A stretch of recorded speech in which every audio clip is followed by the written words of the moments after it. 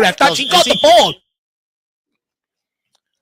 Good afternoon, Tottenham fans worldwide, and welcome back to the Irish Hotspur with your boys Dave and Jack for your pre-match build-up, match day live as we build up to tonight's big European away day against AZ Alkmaar in the last 16 of the Europa League.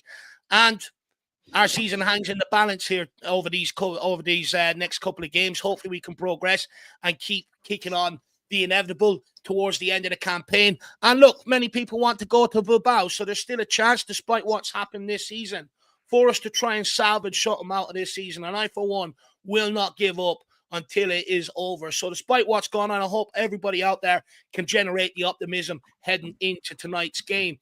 Now, today, I have received some comments in some previous shows underneath saying we're taking too long to get into things. So what we're going to do is we're just going to get straight into things.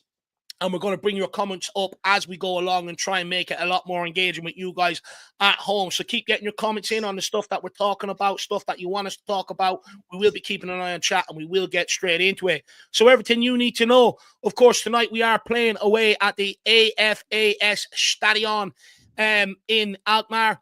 Kickoff is at 5:45 p.m. tonight, an earlier time than usual. Referee is Raid Ubranovic from Slovenia, and in the VAR room is Alan Borosak from Slovenia. And then if you want to watch the game in the UK and Ireland, it's on TNT Sport.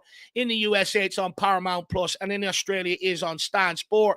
Injuries for today for Tottenham. I mean, this is a relief, isn't it? Down to 4 names: Dragosin, Richarlison, Davies, and Dejan Kulusevski. And then AZ Alkmaar are missing Minan, Adai, Van Bommel, and Merdink as well, potentially is a doubt. That's the injury news around today.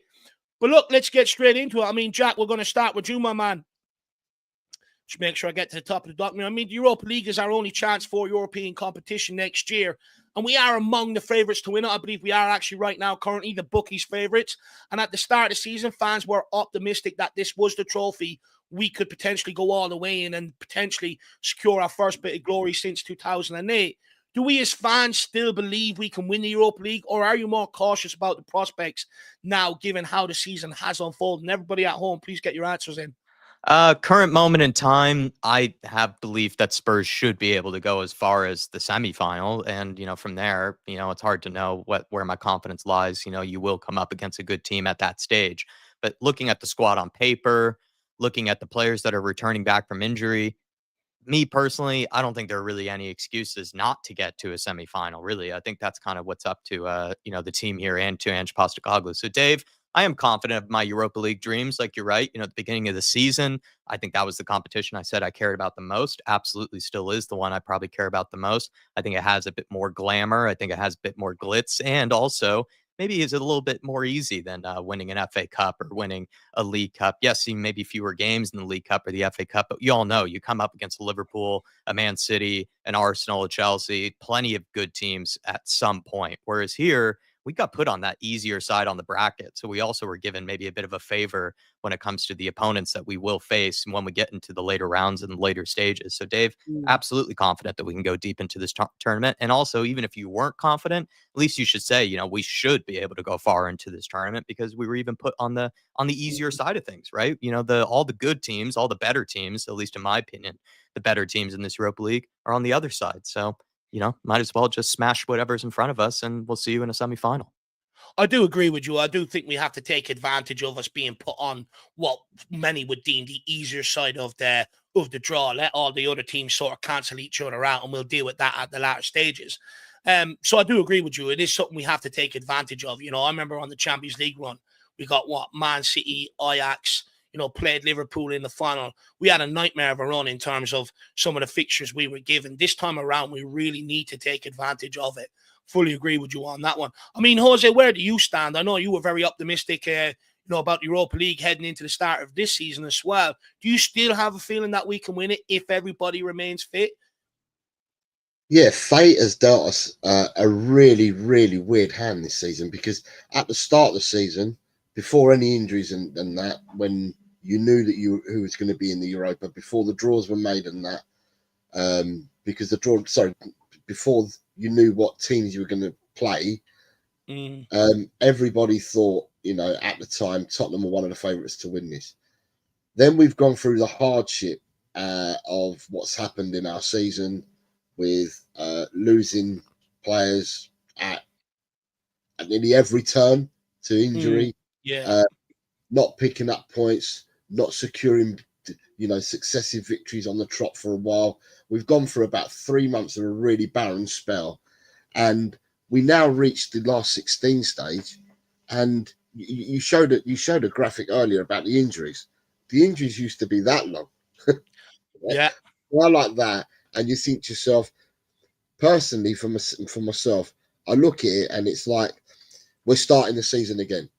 Today's squad that we're going to have to select from today will probably be the strongest squad we've had to select from in, I don't know what part of the season, because we've had, in the last recent 3 to 4 weeks, we've had a whole dearth of players come back into the squad. All right, yeah, we've lost Decky, but it now means that, for me, because you've got more players to choose from, it means that you can rotate, i.e., you can play someone for 45 and then give someone 45. You can play someone for 60, give someone half an hour. So we're in that luxury now. So I just think inadvertently, with everything that we've gone through in the last 3 months, we now find ourselves today, before kickoff, as we speak now, we find ourselves in a fortunate position that we've probably got a stronger squad to select from than some of these other teams who have picked up injuries and have had their mishaps of late. We've had ours, they're coming back. So now, for me, it's the pedals on the metal now, mate. The talking stops. It's now down to the boys and the squad that we've got to go out there and perform, whether it be in the Europa or in the league, is to go out and perform. And for me, I just think that we are in a position now where we can actually go full throttle at the Europa. Don't worry about rotating teams and bringing youngsters in and giving, Barnaby, who hasn't played for the first team before, giving him a chance. Now it's time to select your team, to go and win matches, to get you through to the next round, and then the round after that, and then the round after that. So for me, the talking stops. It's now all about the action. There's no more talk anymore. It's the action now. Let's go out and do it. I think what you will see, though, is I do think, earlier on in the competition, I think no one was surprised to see us, play some of the periphery, play some of the youngsters. It was always going to be the case because some of the caliber teams you were playing, you could sort of get away with it. And we did. But now, from here on out, we have to pick our best team heading into every single game. It has to take priority, even over the Premier League now at this point. It's got to be our priority. However, I do understand what you're saying, Josie, about if everybody remains fit, on paper, we've got a good squad. You don't win anything on paper. I would argue some of them other teams are probably a closer-knit team, understand their tactics a bit more, can play it a bit more fluid than maybe what we play ours.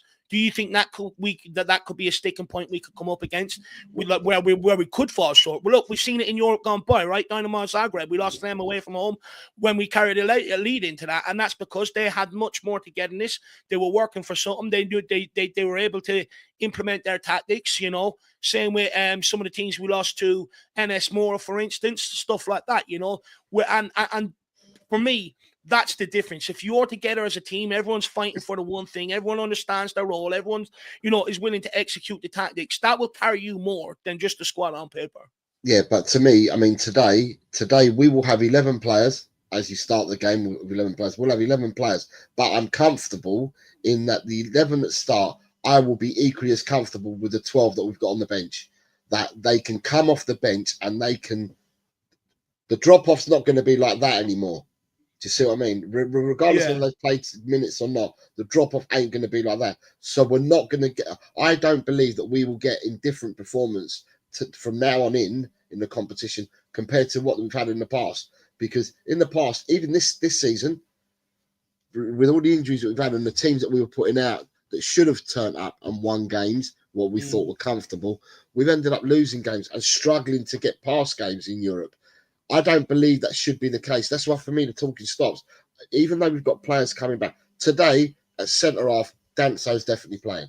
It's who partners Danso. Now, whether it's one of the returning players that partners Danso, then they can get a half, maybe 60 minutes. And then you rotate with another player, bring another player in. Do you see what I mean?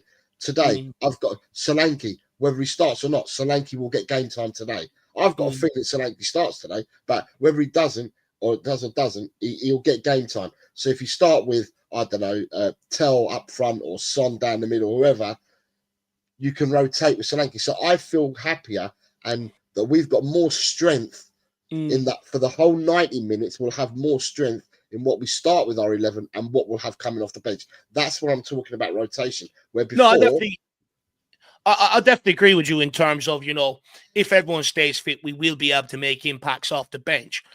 What I will say is there's a massive difference between, bringing on players and making an impact and tactically changing things. And I feel like, I go back to that Roma game. Their manager was able to make changes off the bench, but tactically change things to get them back into the game and come and take points off us.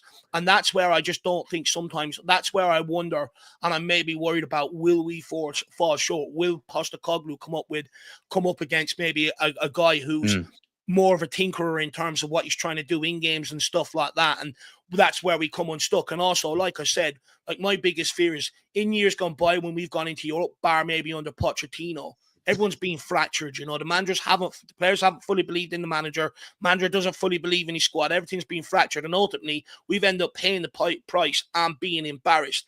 And that's another thing that I'm concerned about. Some of them other teams left in the competition, like your Frankfurts and that, they've been together for a while. They're all pulling in the one direction. They all are looking, fighting for the one common goal. I'm just not quite sure that's the case with our squad yet. Now, there is still time for us to try and get that unity back with everyone coming back.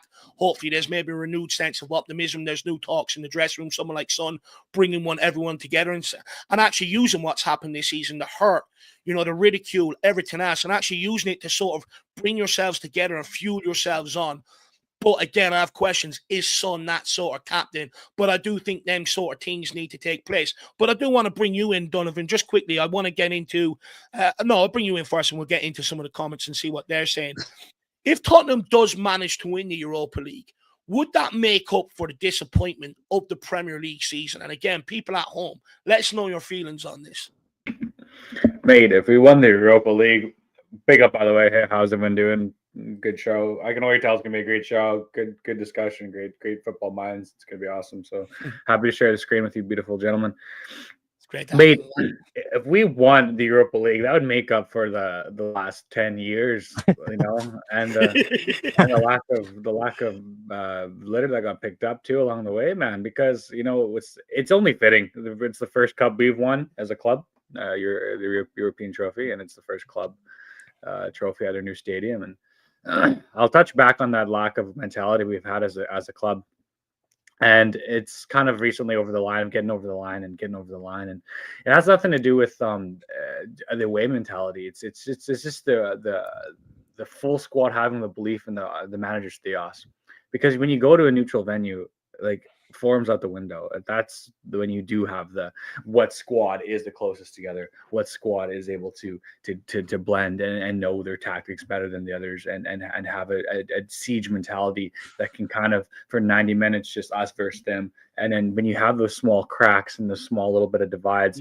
that's what comes out, that's what's multiplied. Yep. And that's where we did see the big capitulation against that team away with Jose Mourinho and we saw that hat trick by Orsic there.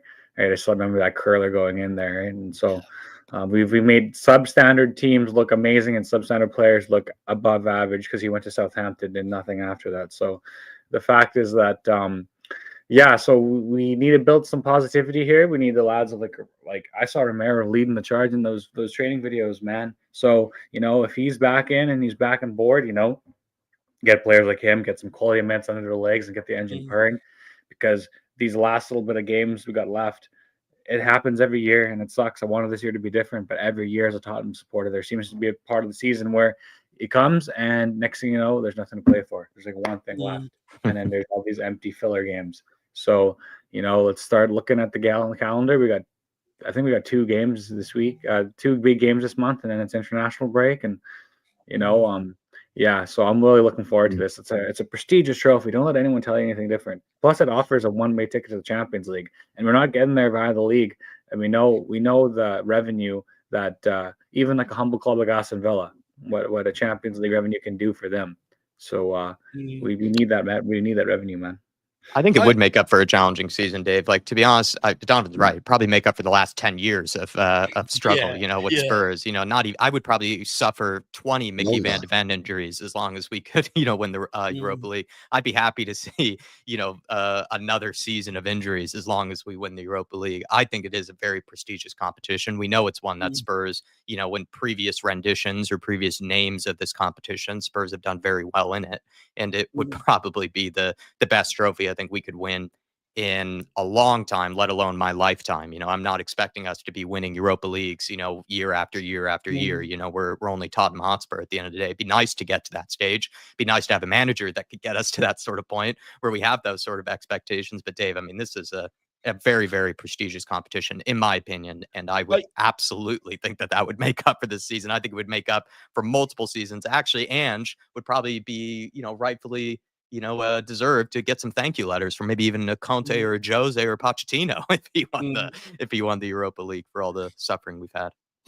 I am glad, though, that there is sort of a recognition, within the Spurs fan base, this season, that we do want to go and win this, because it almost felt in years gone by, with the Europa Conference League, even when Jose was in charge in the UEFA, in Europa League, it felt like many Spurs fans sort of treated it as, just play the B team, this, that, and the other, concentrate on the domestic football. So I do think there's been a bit of a shift in terms of how Spurs fans actually look at the Europa League. And for me, when I watched West Ham win it, that absolutely broke my heart. Seeing the elation of the players, the fans, the manager, what it meant. And I think it's a crime that they've had that success before we have as a football club. And for me, that's why I want to go all out for it, because, people could treat it as a Mickey Mouse competition all they want. But if you win it, it'll be one of the greatest nights of your life. My dad still remembers, the 84 against Anderlecht. Still one of the greatest nights of his life. Still talks about it. Still knows exactly where he was to this day. And I do feel like I'm being robbed of them sort of memories. And so I just hope that within the squad, they do take it seriously. It looks like there seems to be a serious sort of approach to it, and a hunger for it. So hopefully we can go and win it. Jose, anything you want to add before you move on? I was going to say the adversity that we've been in the last 3 to 4 months, I think has galvanized those that have not been out and have been in and around the trenches for the last 3 or 4 months. It's galvanized them, and you can see that there is a togetherness within them people. All you need now is the ones that are coming back in, and some of them are very vocal that are coming back in. You need them to lead and to take up the mantle that these people have prepared in your absence. Providing we get that, and that happens, then the squad and the mentality and everything should be in a good place for the charge that we've got for the remainder of the season. I agree. I just hope that there's everyone within inside, because, Postecoglou has come out multiple times all season long speaking about the injuries, and it's gone on that long. I think fans are just sick of hearing it. But it was interesting to hear Kulusevski come out and speak about the toll it takes on the squad. It was interesting to hear someone like James Maddison, who, I've been quite vocal about, and there was a sort of, they were at loggerheads for a while, come out and talk about, how much the injuries are actually affecting the squad. And everyone seems to be singing off the same hymn sheet. And with the ridicule that they've got from, fans, media, etc., I hope there is genuinely a united front within that squad to go and prove everybody wrong. Because if they can do that, everyone, even myself and Jack, we all have to come out and apologize to all these people, and say thank you very much. So that's what I hope happens at the end of the day. Big up, Eddie. Good to see you, member for 11 months. Coys.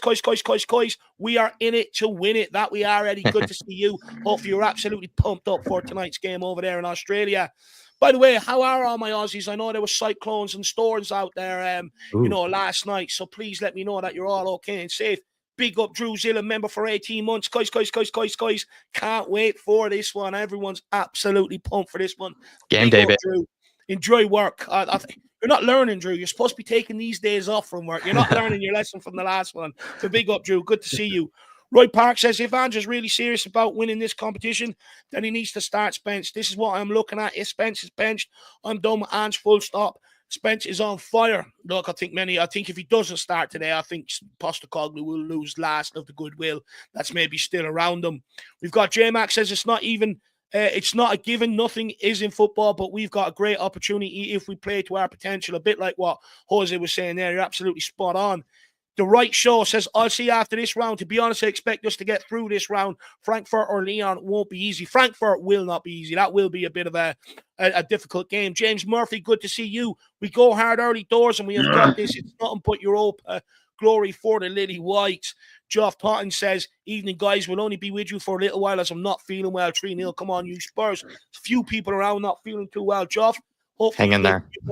Hang in there, yeah, exactly. And then, you make the full recovery. And a good win tonight will surely help you on the road, my man. Big up, Geoff. We've also got Solar Life Portugal. Good morning from Kyoto. Come on, you Spurs. We have beaten the A to Z before. Let's do it again. Absolutely spot on. Wembley once this afternoon, boys. AZ will come out flying. Let's hope we're not half asleep at the start. Look, we're going to get in and talk a little bit about that now because, it'd be naive to not expect them to want to come at us at their home stadium, use that crowd, come and press us. So we're going to talk a bit about how we see the game unfold. We're going to get straight into that next. Just got a couple more chats. We've got Gary Beck says, Dave, are you making excuses before we played or maybe lost? Not at all. I've been speaking to Jack behind the scenes. These are legitimately my concerns. One, that a manager might be able to tactically outclass Postecoglou during the game, more or less the second half if they're chasing the game. That's one concern. And my second concern is, we've all been in team sports, all been in teams and works, etc. If a couple of people ain't pulling their weight, the end outcome always suffers. So for me, it's important to have camaraderie in there, and they're the two things that I am worried about. Steady Shark says, I would be happy if we won the Europa League. It would instantly make it one of our best seasons in recent memory. Fair point. I think that's a very interesting one. Shawnee Maddox, I don't think any fans will complain about winning the Europa League, and it probably buys Lange another season, but I don't think he's the best long-term choice if we are trying to win the Prem. Shifting the goalpost a little bit there, Shawnee. Let's just get one trophy over the line first. But I will say he would probably be our most successful manager since we won the last UEFA Cup back in '84. You would argue probably our most successful manager. So it's a bit hard, to be that harsh on him. It'd be funny to complain about winning a trophy, Yeah. Sort of find a way to be like, I wanted a better one. We're many a first at Tottenham, and we'll be the first to do that as well. Stevie Fraser says, yes, if it would make up for it. Even a good league performance next season would make up for this season. Absolutely spot on. And then we'll take this from Dennis Daly, who says Spurs would have the ambition to sign Barrios from Atletico Madrid. Arsenal are trying to sign him. We lack ambition to go for true quality players. Been a huge problem of mine for a long time, Dennis Daly. The market that we shop in. You're absolutely spot on. Jason Bell, good to see you. Hopefully you're keeping well. And Daniel Sandoval as well. Great to see you guys. Then we have a big one here from Dermot. I really appreciate that, my man. Hopefully you're keeping well. He says, big up, guys and panel. We can win tonight and win the Europa League. You can't. I don't really know what the rest of that says. Big up for all you guys do for us. You're Spurs legends, and my score prediction is 4-0. Come on, you Spurs. Nice really one, appreciate that, Dermo. Dermo is at the doctor's appointment this evening, so that's why he's not with us today. But Dermo, big game tonight. I know you're absolutely buzzing. You've been buzzing for a few days now. Hopefully we can get the job done. Look, for me, I just want to see us put up a good performance tonight. I want to see us play some fluid football, be devastating going forward. That's where I want to see us, and that would really give me a lot of optimism for the rest of this competition. Big up, Dermo. We've gained got a goal a day from Dermo, because Dermo's prediction was 2-0. Then yesterday it becomes 3, today it's 4. He's probably on about 6-0 right now, to be honest. Seeing the doctor in Amsterdam in a cafe right now. Is he seeing the doctor, Dave, from Europa League fever? Yeah, I think he's in there. Dr. Devil's Lettuce in Amsterdam somewhere, Jack, to be honest with you, But no, big up there, mate. He's probably got a fever. He's probably passed out from all the highs of the Europa League. Cockerell becoming a new member. Really appreciate that, Jose. Very, very kind of you, my man. We also have Moondog member for 39 months. Good afternoon, Dave and Jack. Good afternoon, Moondog. How are you and Charlie? You pumped up for today's game? Also, how we used to be watching it. Hopefully you'll be watching it at home. And hopefully you're feeling a lot better, Moondog. I know you weren't too well there, last time we were speaking. So hopefully you're feeling a lot better. But a big game tonight, Moondog. A really big game. I'm actually going to whip out my cup tonight as well, because if I'm correct, don't forget is there a bit of red in their kit? So I'm going to whip out the mug that you made me of me pissing all over the Arsenal kit. Absolutely top class. Big up, Moondog. Good to see you. And then we've got Dark Sun G21 in the house. Come on, you Spurs. We have a good defense. Headache now, 2 of Spencer, Dogie, Porro, also 2 of Danzo, Gray, Van de Ven, Cutie. It feels great for once. Can't wait to see Dom, Son, and Wilson. Yeah. Look, this is where we were supposed to be this season, have these sort of options and stuff like that. But I would argue they're good headaches. These are headaches that every manager wants to have, every fan wants to have, not the headaches that we've had the last few months on who's fit and who can we get out there, even at 40% fit. You know, at least now we have these headaches, and I think it's good questions. But what I don't want to do is start getting into the realm, whoever 2 people's favorite are is just go to the other one. No, look, let's move them on. I think there has to be a good recognition that we need to build this competition. We need to keep these. It's okay to have one of these guys sitting on the bench and fighting for their positions. In terms of fullbacks, we're going to get onto it today, what people think is actually the more balanced option for the team. Not what you would prefer, but what's better for the team in terms of defensive solidity and going forward. Look, I have my favourites, but I do agree with what many people are saying, Dark Song G. Spence has to start tonight. He is one of our most influential players since he's walked into this team, and he has to play. In terms of centre-backs, I mean, again, it's another great situation to be in. I think eventually I'm hoping Archie Gray towards the end of the season, when they're all back fit, will be moved into a midfield position so we can see him in that maybe for a couple of games in the Premier League between now and the end of the season. But with Van de Ven and Cutie Romero, I do think Danzo has thrown a bit of a headache into that team selection. You know, I've always said I didn't rate Dragosin. I don't rate Dragosin. And I've always said I don't think he's ever done enough that when Romero and Van de Ven were back to ever really give Postecoglou a headache to say he deserves to stay in. Whereas I do think within the 5 games we've already seen Danzo, he's already given Postecoglou a headache in that regard. And I think it's okay to lay down to Romero or Van de Ven, whoever it may be. Prove your fitness, and we'll take it from there. Play well in training, you'll get your opportunity, and then it's up to you to retake it again. These are good situations to be in. Jack, you want to say anything about, Dom Solanke's son or Wilson there before we move on? Yeah, I think you were right, David, about the defensive, yeah, it's great to have these sort of problems. On Dominic Solanke, Dark Sun G, you and I are a big fan of the big man up front. You know, we've been kind of missing one for a while now. Also in terms of the pressing, right? You know, with Matisse Tell, I think Dave pointed this out quite early, actually, with Matisse Tell. It's either one or two things. Maybe he's just not really that experienced in kind of the pressing from the front, leading the line, trying to motivate the rest of the forward line to put pressure on the opposition back line. Or he's just not really in the shape, I guess, to do it yet. It does require, some peak physical ability to press in the way that Richarlison does, to press in the way that Solanke does. And I think that's already going to be a huge boost just to see, the big 6'3", 6'4" Solanke just, already piling down on those defenders, putting pressure on them, having a guy that can hold it up for us. If we can get a good cross in, we know that, he's kind of not really gotten that type of service this year, but we know he can be good at it. So I'm happy to have the big man up front again. And then Sonny, I will say, and we'll add Darkson G, I think against these levels of opponent, no disrespect to Alkmaar, but I think Sonny has done a little bit better in the Europa League, maybe against opponents that aren't used to maybe a quality player like him, running at them and being able to play intricate passes or, have that sort of intelligence that Sonny does in the final third. So I think if Sonny is well rested and is really up for this game, I could see him really causing some problems to the Alkmaar team, just because we saw Elfsborg, those Swedish players look like they'd never seen a player like that before, like on a pitch, the way he was running at them. And I wonder if that's going to happen again here with this Alkmaar team. So looking forward to it, man. Good to have you with us.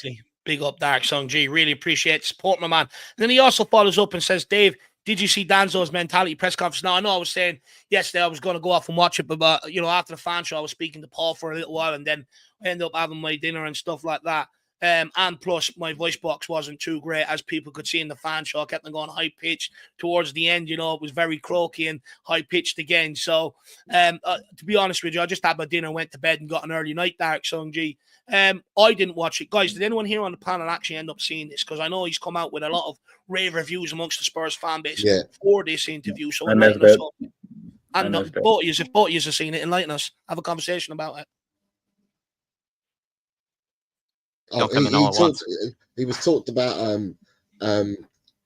moving to Tottenham. What was it like? You were going to Wolves 1 minute and then going to Tottenham the next. And he said, he just basically said, when Tottenham come calling, you can't turn them down.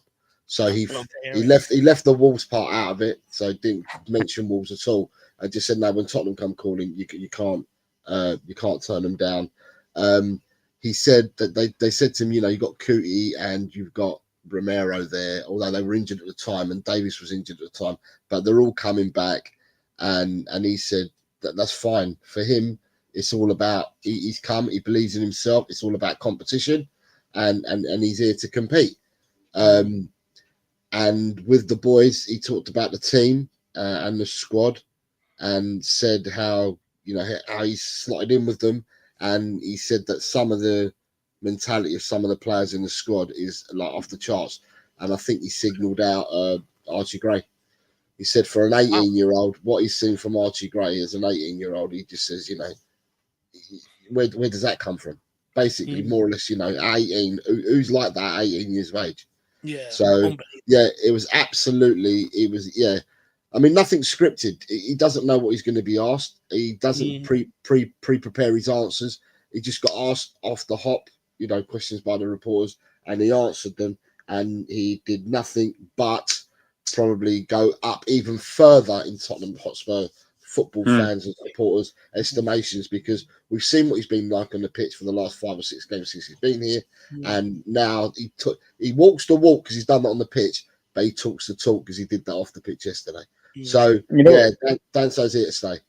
You know what it is? It's the Ange effect coming off. Like, you see Ange having these conversations with these particular players, and you say, "Well, Ange, what's the difference between player A, B, and C?" And then C can talk for him like that in the press conference, right? And you can sit beside him and just spew his words, and like it's just an Ange player through and through. And it's one of those rare players, hopefully, lads, that you get where you wouldn't have an opportunity to sign him because, like you said there, Jose, your squad is just too good, right? If everyone was firing on full cylinders and we had Romero and Van de Ven starting a majority of like 80% of these games and having the rotated squad players come in, we wouldn't even seen the kid Archie Gray play center back.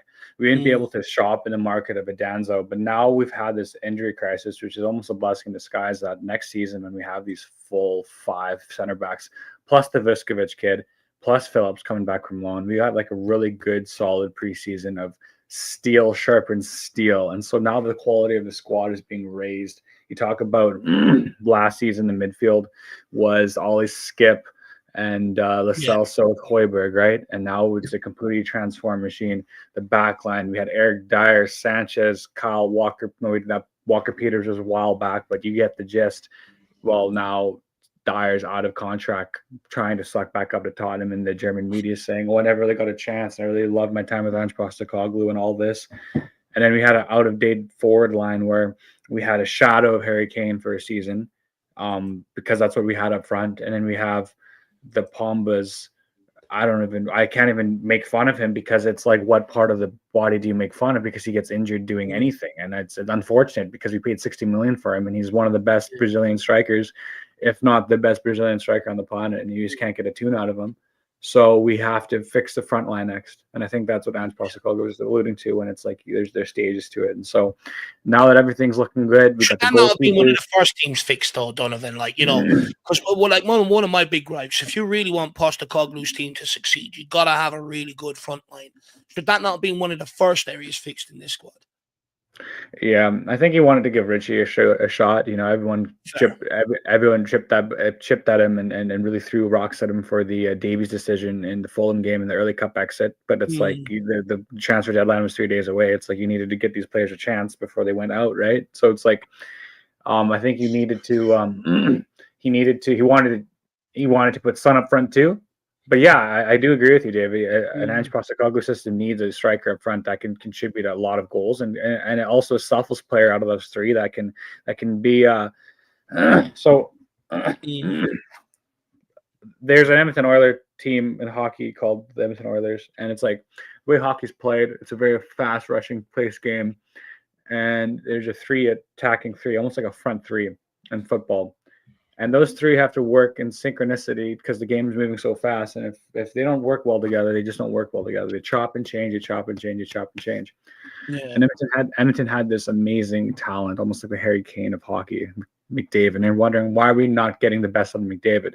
Because you need a selfless player. Not all 3 of those players can be a star. You need a selfless player up front that's going to put in the hard work, that's going to run and press, that's going to, back in the day, that double winning side back when the greats are playing. You know, when you had a striker that could terrorize a goalie, you know, a striker that'd go up there and challenge the goal and rush him with the headers and stuff. That's old school football. That's old school football where you'd kick the crap out of each other, and that stuff doesn't exist anymore. But that mentality does. That mentality of a winner, where it's like, I'm going to run my hamstrings off my body and then collapse at the end of the game. We've already seen that from Dom. So I think Anne just finally got a striker. Now it's finding those backup pieces with that front line. But no, I think.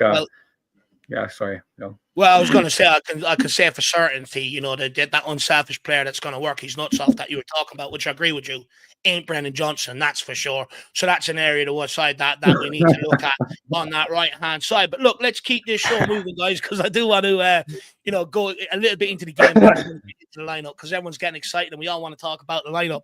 So, Jack, just to you, my man, Tottenham beat AZ Alkmaar 1-0 earlier on in the season through a Richarlison penalty.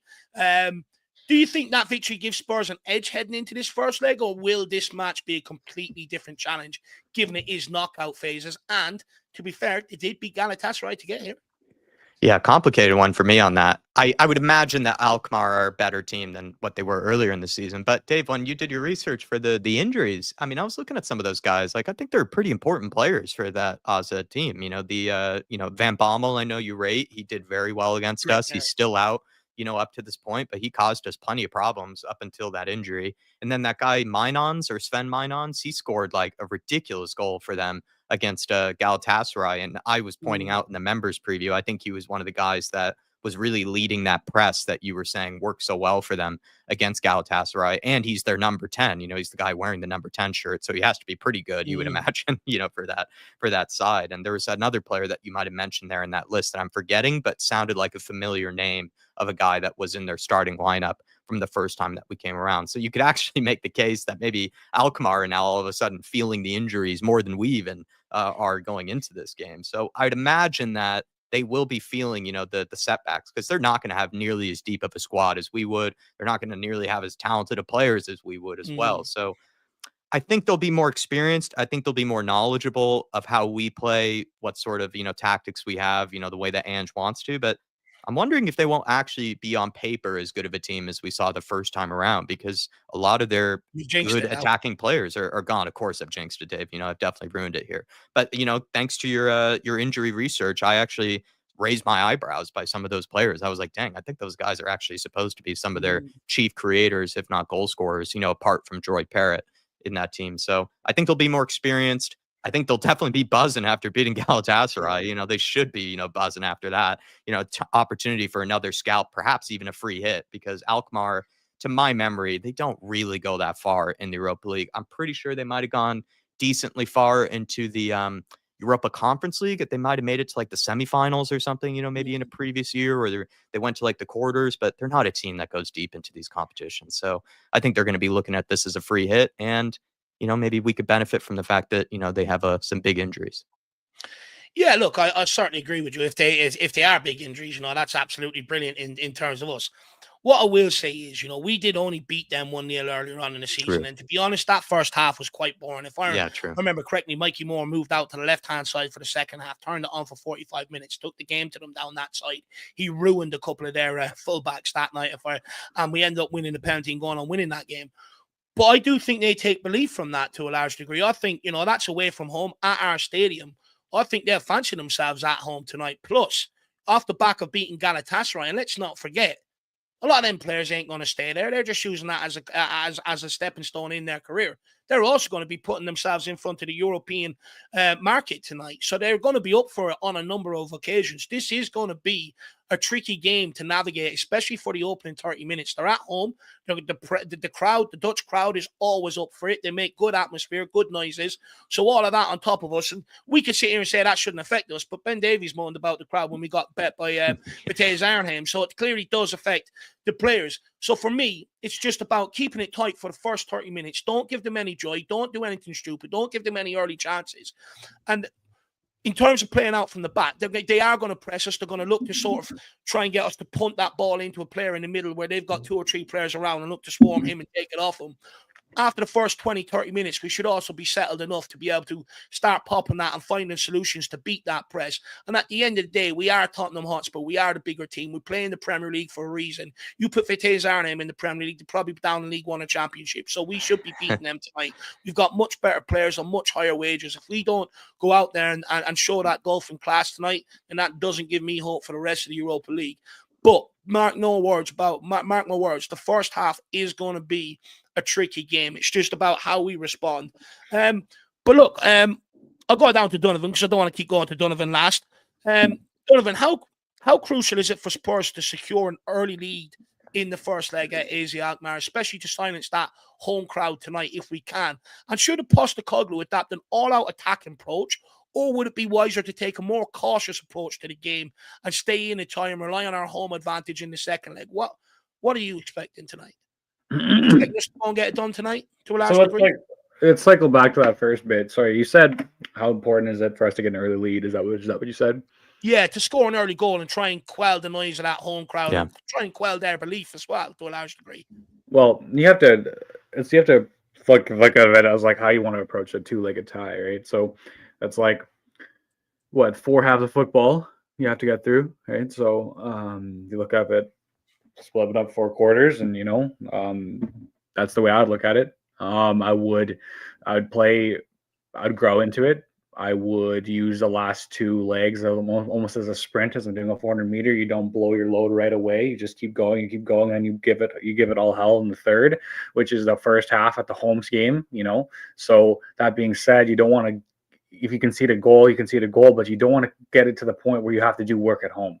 You want to do it where you have the whole momentum already coming into it. You can already start thinking about the next round, and those conversations already start happening. Maybe that we already know who's going through to the next round and their opponent's knockout, bracket. Maybe it's a blowout. Maybe it's already written, and then you just let the work of our home crowd, which is so much better, which is so much more prestigious, which is like, it's Tottenham Hotspur, right? It's we're the greatest club. I have to be Dermo today. We're the greatest club the football universe has ever seen. So we let that work for us, and we just play smart football. That we don't have to throw it into 6 right away, because we just have the attacking quality and prowess anyway. And we've seen some of these players play against us anyway. Even at home, some of them are shitless, man. They're scared shitless, man. They're trembling, and just the fact that they're playing against these Premier League players and the lights and the big lights around them, it's a big occasion.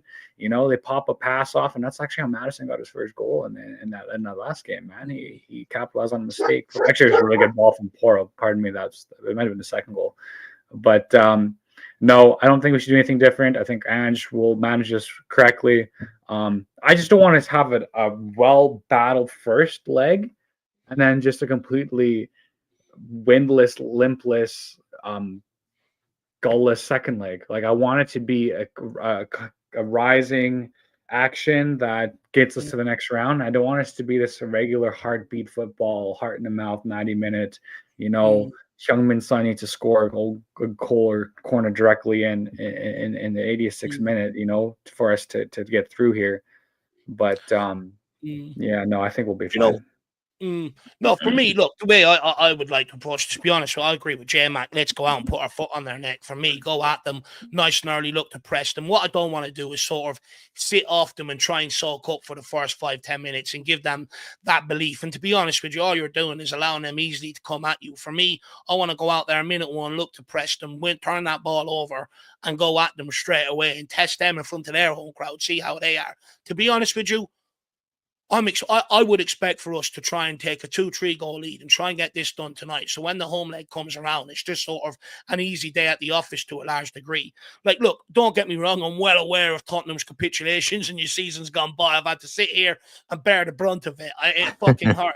However, I still feel like this should be an easy sort of 2 legs. And yeah, I've probably gone and jinxed it now. It's probably going to be difficult, but there should be levels here, and we should show this tonight. We are the bookies' favourite for a reason. There's nothing to be scared of. I don't want to sit off these tonight.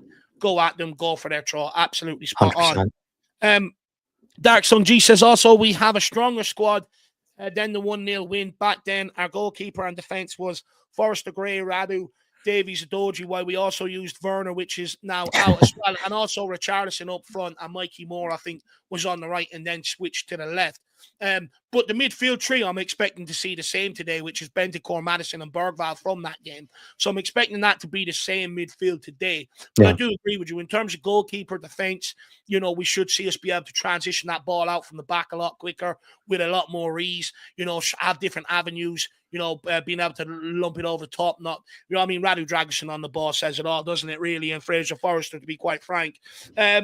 But, and also in attack, I would like to think, look, we'll get into attack shortly, who we want to see. But I'd like to think just even having Son out there alone, you know, it gives us enough confidence to be able to create chances tonight. Big up, Dark Sung G. Definitely agree with that. It's a much different. Just to add, Dave, I know it only ended 1-0, but you mentioned Mikey Moore when he moved over to the left side.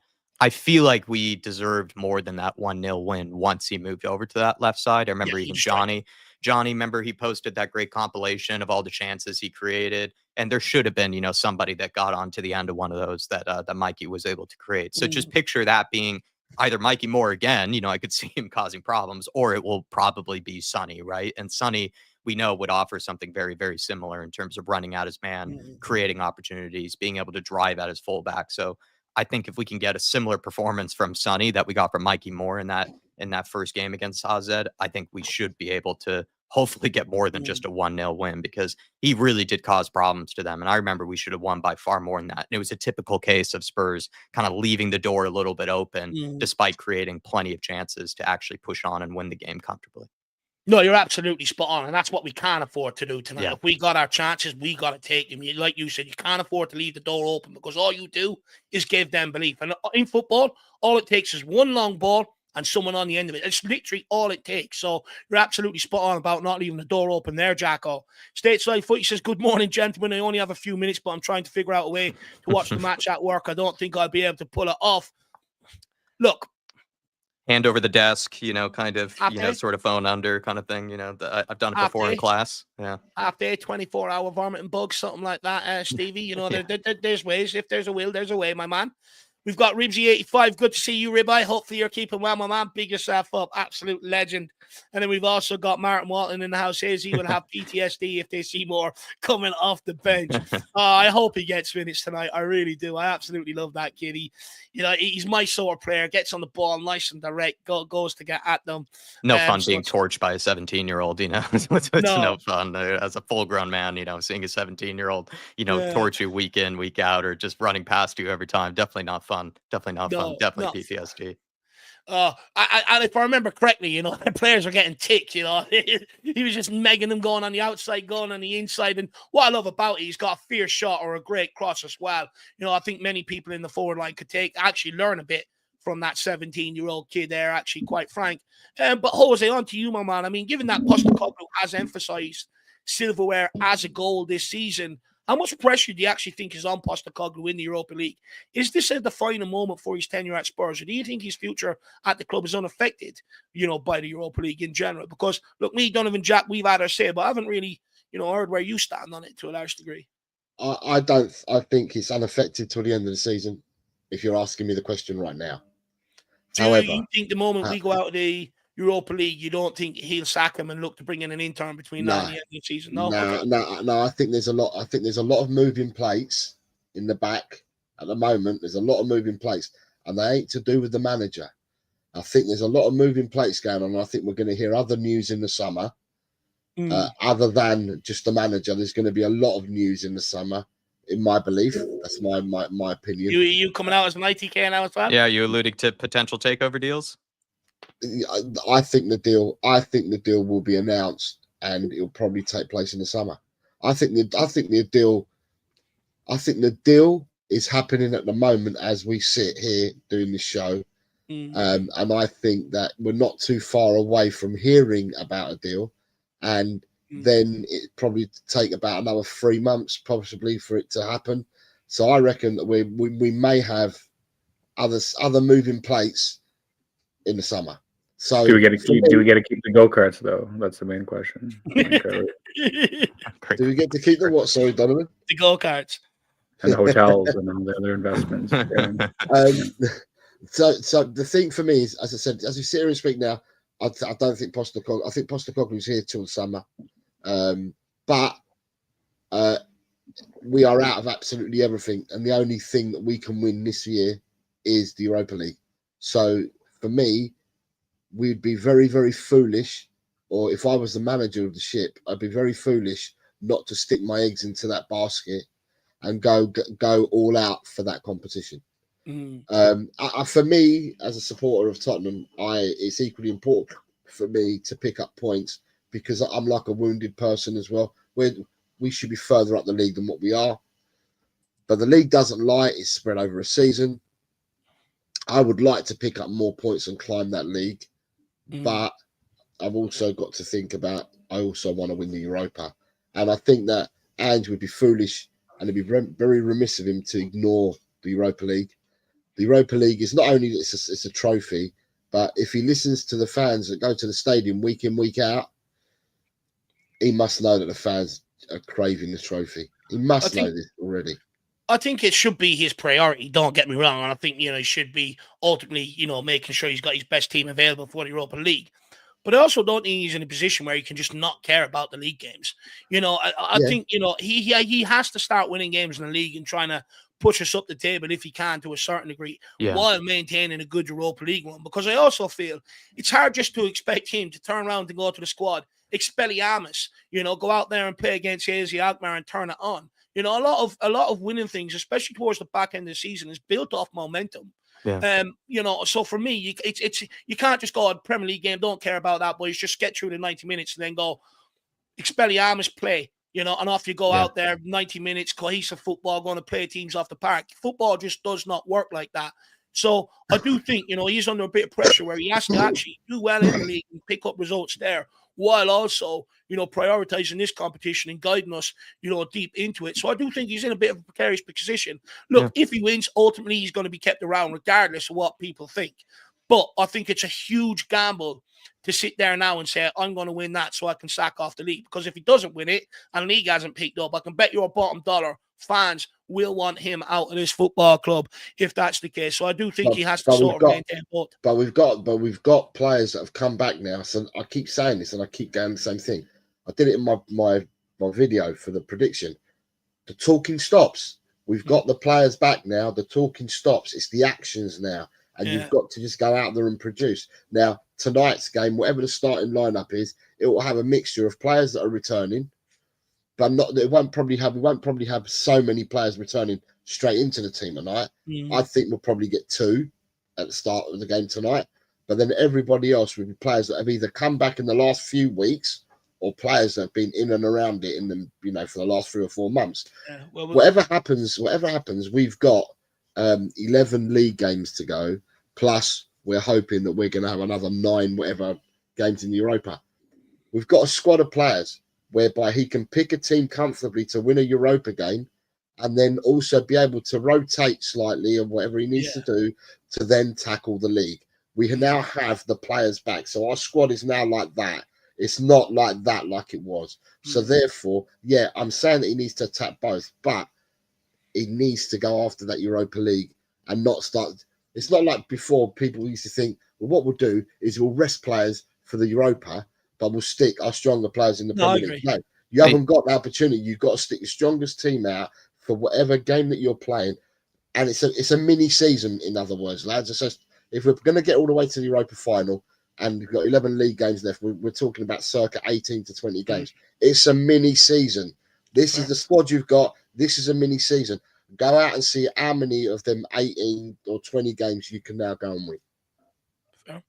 I think David's right, though, that you can't necessarily just, just play your worst squad or, play your, let's say your rotational players like in the Premier League and then just constantly play your best players in the Europa League, and rest players and just sort of divide it up like that. Because David's right. Like, it seems unrealistic to have maybe poor form in the Premier League and then expect them just to turn up, in a Europa League game. Momentum is a real thing and belief is a real thing. If you're losing games in the Premier League still, I don't know if, the team is just then all of a sudden going to have a completely different mentality in the Europa League. There is something to, being able to pick up wins, in, just streaks, right? Like how few win streaks have we even been on, this season? I think that can be massive for just carrying on form, confidence into other competitions.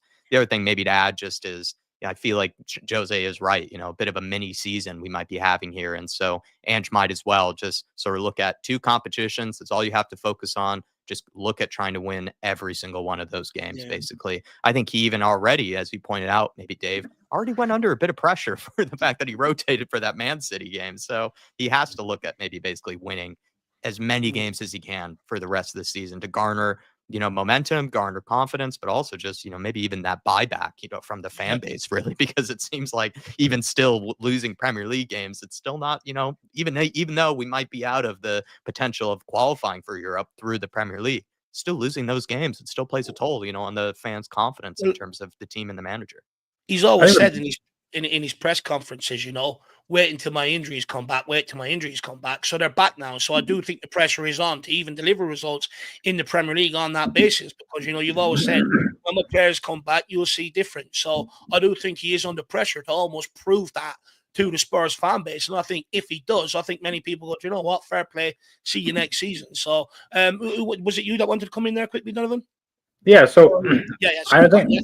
like the best case scenario going forward, like, because it's it's yet to be said. Like, I don't want to be the Debbie Downer, but it's yet to be said if Angelo even works in the Premier League. Like, it just and that's like the question we've all been kind of awkwardly like avoiding. That's elephant in the room since that Chelsea game, that big Chelsea game when there was away at home when they had that big heroic high line, And so I think the best case for the geezer is that he wins this cup, which is good for Tottenham and it's good for him and it's good for everything, and kind of just papers over the cracks.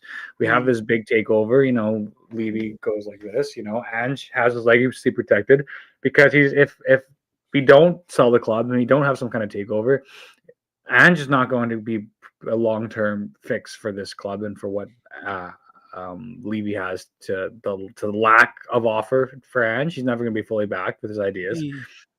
And so the best case scenario is just for him to win this trophy and then back out and get some kind of long-term project manager can take these youngsters and actually mold them and figure out something. But at least the squad and we can forever have Ange as that person who helped us build this new project and helped us kind of right the ship, the old out of retirement pirate captain coming riding the ship. I don't know, but some analogy where it's like this passing of the torch where, because Klopp to Slot. There you go.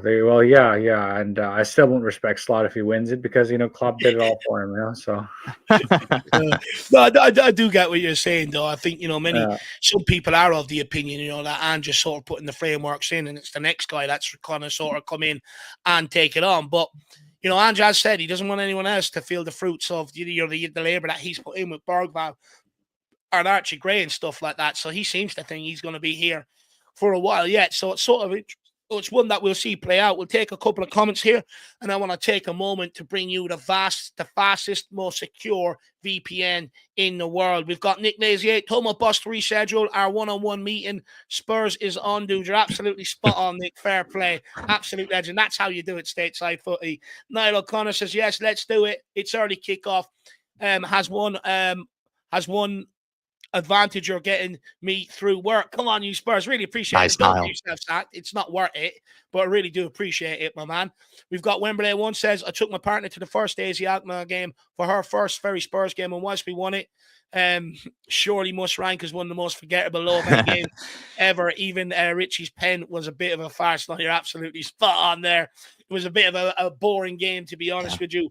The only thing that got me through that was Mikey Moore excelling. Roundtable Talk says, don't forget to hit the like button for these fellas. Come on, thanks, you Spurs. And there's 550 people watching. So, even if we can get that up to half the amount of likes, that'll be doing very, very well. Moldy Pickle says, Forrester in goal, Radu in, and Werner's first game. It feels like a completely different Spurs now. I don't want to see us being a wounded animal anymore. We're not boxing with one fist. No, you're absolutely spot on, and that's where I want to see the confidence come back in now. I want to see us go after teams. I want to see us go and choke teams, because I think that's when we're at our best. When we get the press on, we go after. The forward line goes after the ball. The midfield follows up. The fullbacks follow up. we turn the ball over in their half. That's where we're at our best. To be honest with you, with all the hardship around the club this season, I want us to come out here like bloody caged animals tonight, having to be let off the leash. That's what I want to see us tonight. Yeah. Dark Sun G says exactly, Dave. Look at Liverpool win versus PSG, one chance. And look, this has been my big problem this season, Dark Sun G, is we just have not been clinical enough. In and off game, you go back and look some of the wins. When we win, we put 3-4 by the opposition. But they're very few and far in between. We can't do it consistently in between there. And that's where my problem comes in with the forward line. But I do think that comes down to genuine quality and being at that level game in, game out, Dark Sun G. Big yourself up. But guys, I would like to take a minute to give you, make you basically aware of the fastest and most secure VPN in the world. And NordVPN have been very kind to help sponsor us between now and the end of the season, and that's down to all you guys out there. So we really appreciate you and NordVPN. Now, some people would ask me, obviously, logically, what is a VPN? Well, basically, a VPN allows you to watch your sporting events, TV shows, films, TV series, etc., wherever you are available in the world, simply by switching on your virtual location to that country or to the country where you come from, basically, which is shown the event or any of the events that you choose to tune into in terms of the live sporting events. So basically what it actually allows you to do is just basically shop around, the internet, basically get the best subscriptions for you. But also, when we go abroad, we all get this, when you go in to sign into your, your subscriptions, we all get this notification. This is not available in this area. Yeah.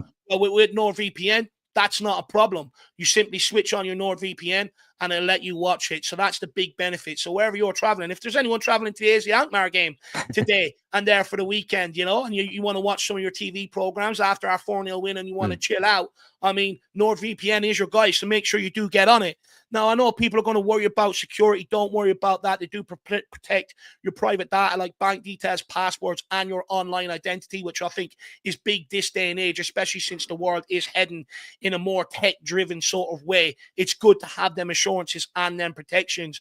NordVPN also switches your virtual location, allowing you to save money by purchasing flights, hotels, subscriptions from other countries at a cheaper price, because everything you're being shown is off a sort of algorithm. But if you could put yourself in them countries, you tend to get better deals. That's from my experience anyway. Also, protecting your data while traveling on public Wi-Fi, I think that's absolutely crucial. You don't want anyone hacking into what you're doing there. So NordVPN protects you wherever you are in the world. Like I said, the best protection service in the world. And also, their threat protection feature protects you from viruses, malicious malware, and phishing sites, which I think is absolutely important. You see many people getting into trouble, especially nowadays with all these crazy links people are sending around absolutely everywhere. This helps protect you as well. And it's one premium cybersecurity for the price of a cup of coffee per month. So for the price of a cup of coffee per month, for peace of mind, I think it's absolutely a banging deal. And the great thing I love about this the most, usually if you buy a VPN, you're allowed it on one sort of device. Well, NordVPN allows you to use up to 10 devices. We all know you've got laptops, tablets, etc. So NordVPN have you and your whole family covered for the price of coffee per month. If you want to avail of it and you think it sounds absolutely great, simply click on the link in the description, linked into the channel, or below in the podcast. It'll bring you straight over. There's a 2-year plan. You use our code FLATCAP. It will give you a good deal. If not, there's other plans there that you can avail of that will suit your needs. Jack, have I missed anything? Make yourself, protect yourself from threats, save a little bit of money, flights, streams, that sort of thing. And I think Dave added plenty of other benefits. And like you said, buy one account, be able to share it amongst the whole family. Dave, I think, covered plenty of it. So please, everybody, feel free to use the code at the top of the chat. If you are planning on getting a VPN, you can use ours. Get yourself a 2-year plan, 4 extra months free. Well done, Dave. No, big up. Really appreciate that. Michael says, I love NordVPN. Absolute legend. Absolute legend. But look, let's keep it moving, guys. Big up NordVPN. Really appreciate the partnership. Hopefully, we can strike that partnership up front. The great NordVPN and Dave. Hopefully, find someone to link up with. But guys, let's move on into sort of the starting lineup and what we want to see. We're going to talk about Jed Spence, who has recently been nominated for Premier League Player of the Month award for February. Hopefully, he wins it. But Postecoglou has gave Jed Spence a rest against Man City, Jack, and his absence certainly felt was felt, which is, for me, proof of his quality and how important he's become to the team. Now, with his place in the starting 11 cemented, in my opinion, the big question is, which side does he start on? Should he replace Pedro Porro, who is a key creator but is being poor defensively? Or should he come in for Destiny Udogie, who is more solid defensively, but maybe doesn't give you as much dynamism as maybe Porro does going forward? And what do you think is the best balance for our team?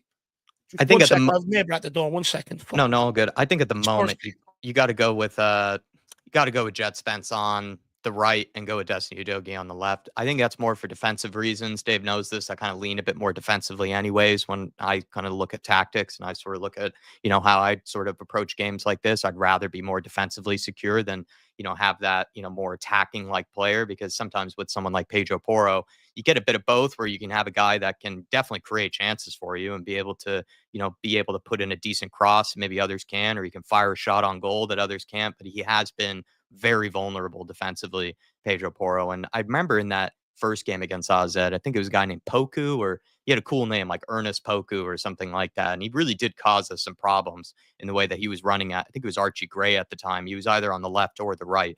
And if they were to match him up against someone like Pedro Porro, I think we would see similar issues to what we saw with someone like Jeremy Doku against Pedro Porro, where just more and more as the game went on, Pedro Porro really shrunk into his shell, looked like he was starting to really lose that confidence of being able to step out and actually face Doku. He kept tracking back, backing off, not really getting close to him, and also not even willing to put much of a foot in. And you need someone to be brave enough in a game like this to get stuck in, win the ball high up the pitch, also be willing to, track back in case the ball gets put in behind them, to try to recover.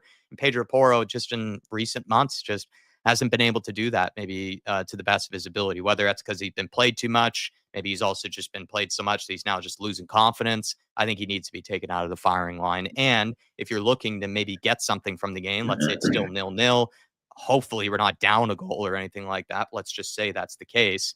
He might be a good guy to bring on actually as an impact sub to try to create a goal instead of starting with him in the game. And then you would bring on someone like, I guess, Udogie or Jet Spence to see it out. I'd rather start out defensively secure, knowing that, the two fullbacks are going to be difficult to get past. And then if you need to chase a goal, or if you need to just give someone some relief and bring on a technician like Pedro Porro, who can control possession for you, usually make good decisions as well, playing out from the back, that'd be the approach that I go for. I'm pretty sure Ange is going to look at it similarly. I think Pedro Porro needs a break of some kind, from starting every game. I mean, Kulusevski just picked up an injury basically from playing so much over this period. And Pedro Porro, I'm surprised that hasn't happened to him, to be perfectly honest. Yeah, I totally I agree with you in the aspect of that. Like, he's the informed fullback in Europe right now, Jet Spence. Like, he is unbelievable right now. Like, the rating of 10 for the month of February for European top 5 leagues came out, and Jet Spence was a top left back. So that just shows the standard he's been playing at for the last little bit here, the form he's played himself into. So he needs to be in the team. But I actually had him starting at the right back, because I think that we're going to be cycling out Udogie, and I had Reguilon starting as a left back. I don't know if did he get cycled out of the Europa League? Is he still in the Europa League squad? I think Destiny Udogie automatically gets put ahead of him, for this game. Why is Reguilon in your just because we're wrapping players in cotton wool at this point. Like, it's just like, it just seems like Udogie's like one freak injury away from another. Well, he just came back from injury, so I mean, at some point you got to roll him in, right?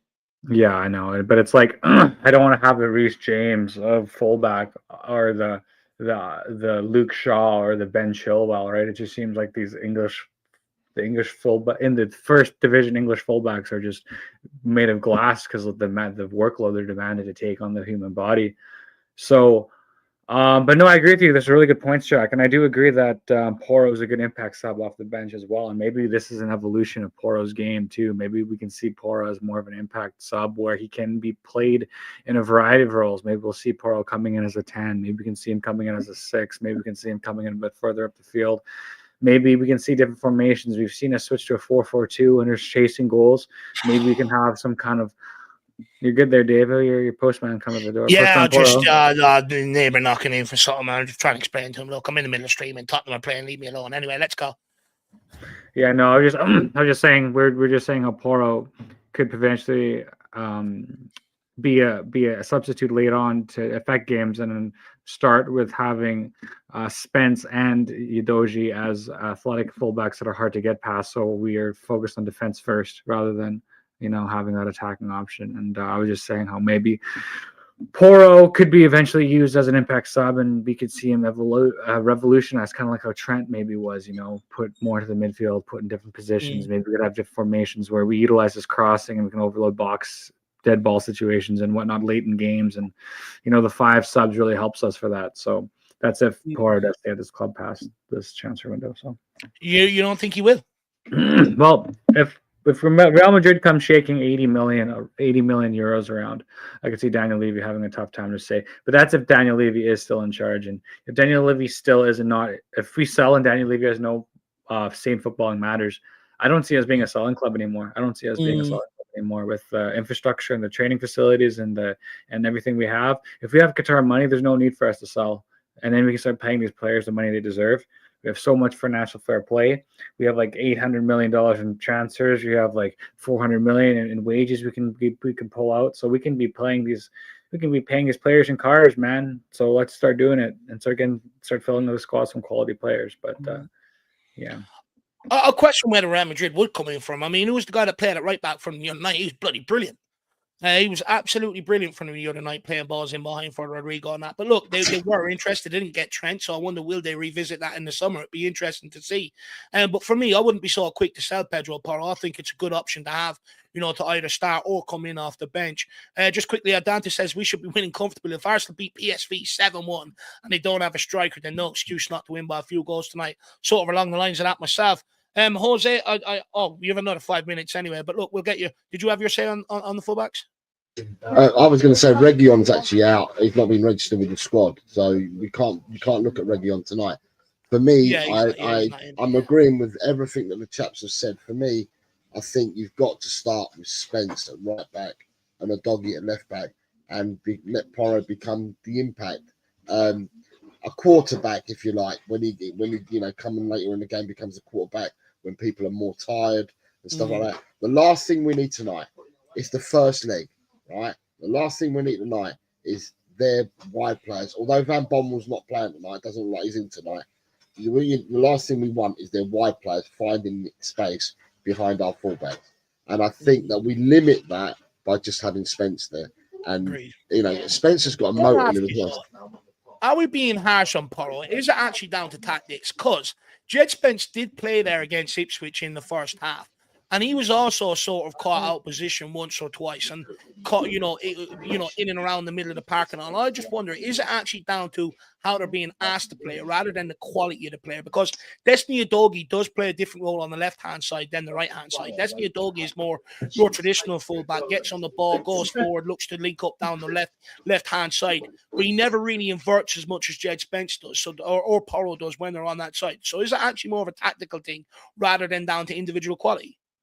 But I find that when Udogie and Porro play together, I find that both, and there's you can get in behind on both. I find that there's more space when they both play. Now, whether that's because of the tactics, whether it's because of what they are as players, I find that there's more space when they both play together in the fullback positions. And I'm just thinking to myself, by playing Spence there. Spence is the man on form at the moment, but playing Spence there, it limits.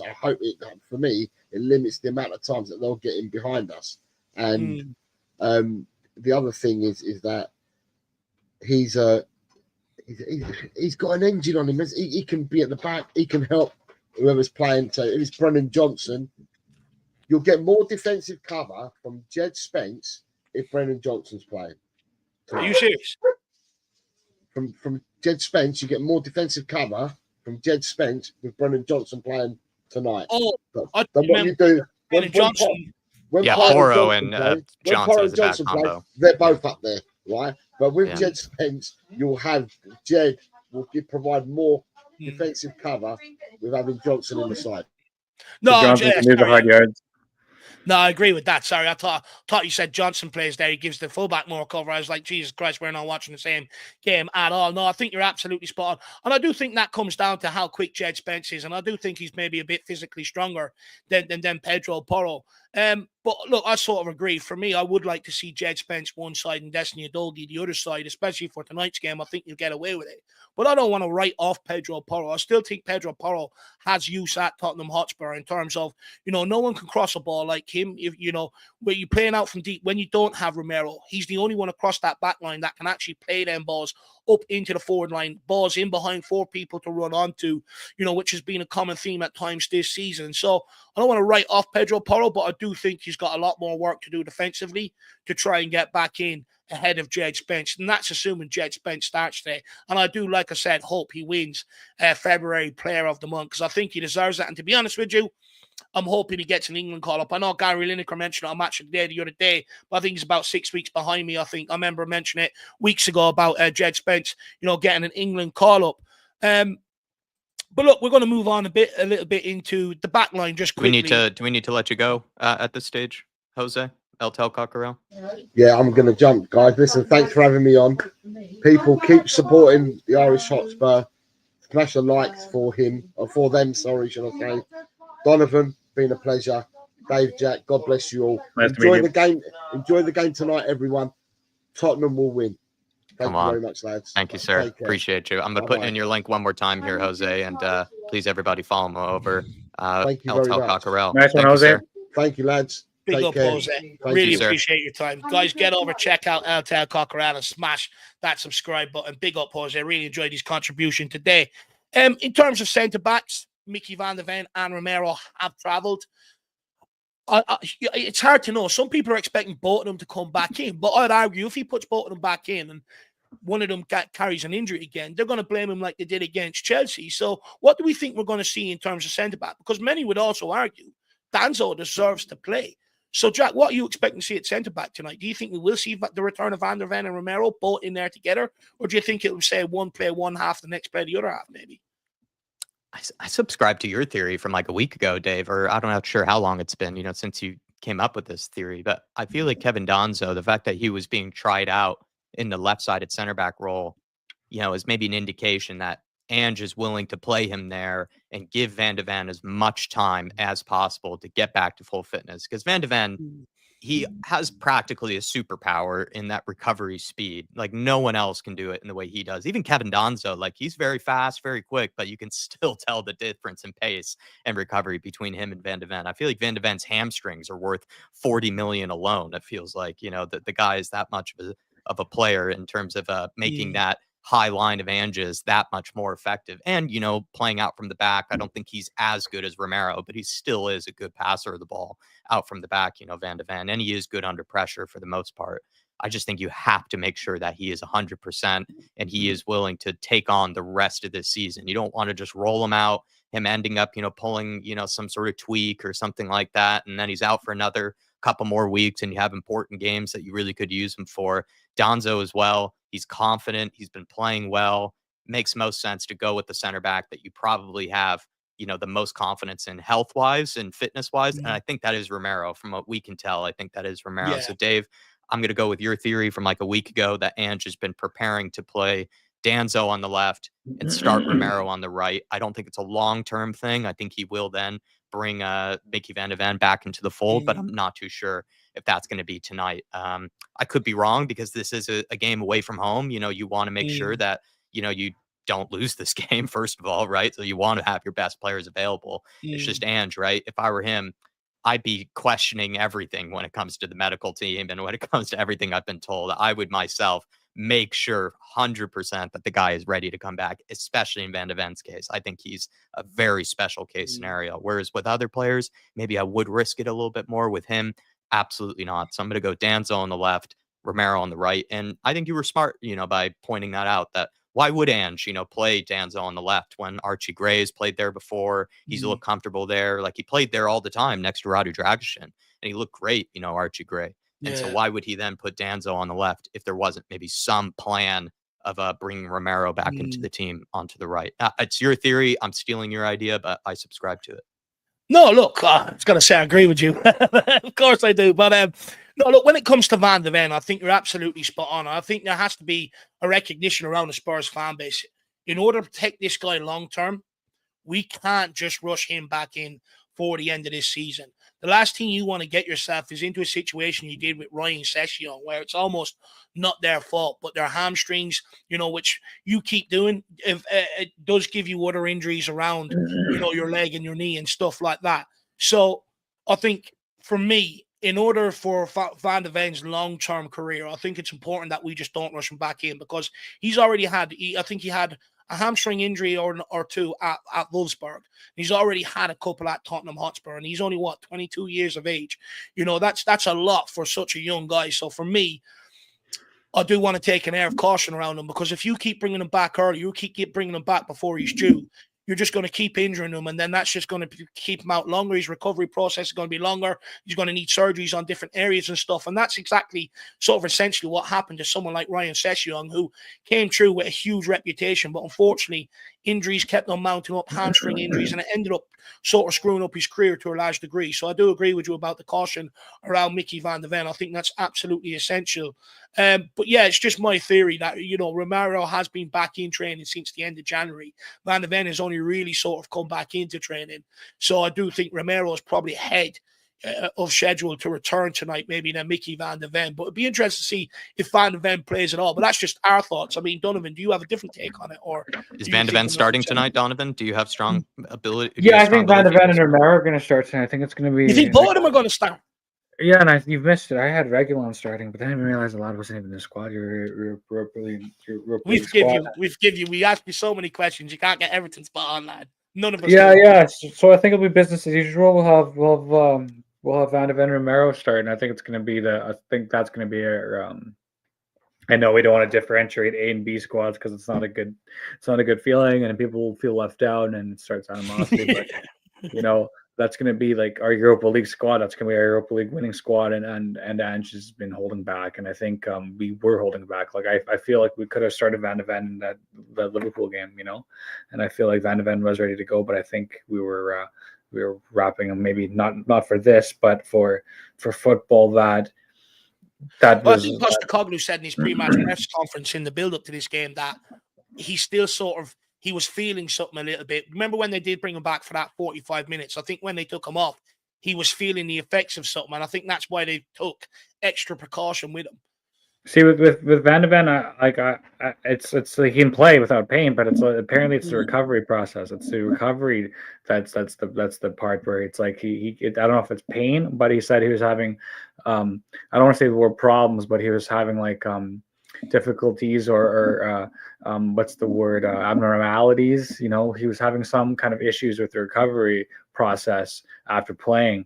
And like you said, he's 22 and he's had 5 hamstring injuries. I mean, that's crazy, or whatever you said, how many hamstring injuries. So yeah, no, but I think Van de Ven and Romero are going to start at center back. So interesting on that one, because I just wonder, actually, guys, let us know in the comments. I mean, how many of you do want to see Romero and Van de Ven, back today? If they're both ready, do you want to see both of them in from the start? Because I think you've got people like me and Jack who want to take a bit more of a longer-term approach to Van de Ven. Maybe we're being too snowflakey with him, I don't know. Then you've got someone like Donovan. Look, if he's fit, get him straight in there. So let us know how you feel about that, because I'm pretty sure there's going to be a lot of people like you, Donovan, to a degree. But then I do go back to that Chelsea game where he took he took a risk. He started Romero, Van de Ven. We end up losing both of them long term again.